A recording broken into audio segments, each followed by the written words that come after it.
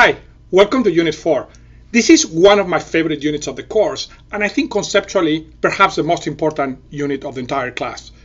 We're going to put together all of the material that we have learned so far, how consumers behave, how producers behave, together into a model of markets. In particular, we are going to build a model using the model of consumer demand and the model of producer supply that will allow us to provide an answer to the three big questions of economics: what gets produced, how does it get produced, for whom does it get produced in the context of a market. So we're going to be able to predict how different fundamental variables of the economy map to the prices, the allocations, the amount produced, who produces, etc. that we observe.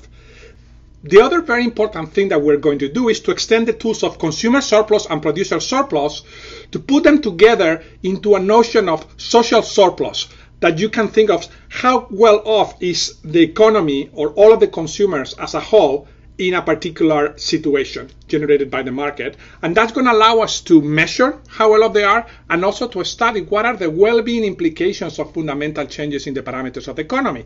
For example, if there's a technological shock or the number of consumers doubles. Let me also make a comment about where we are in the learning course of the course.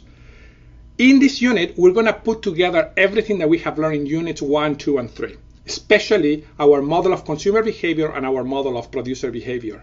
In order to be able to solve the market models, you're going to have to apply what you have learned in the previous units. This is really good news for you because you're going to get a lot of practice in applying those models.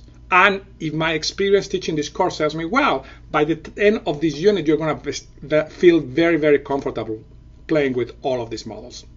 So now, without further preamble, let's put everything together and study how competitive markets work.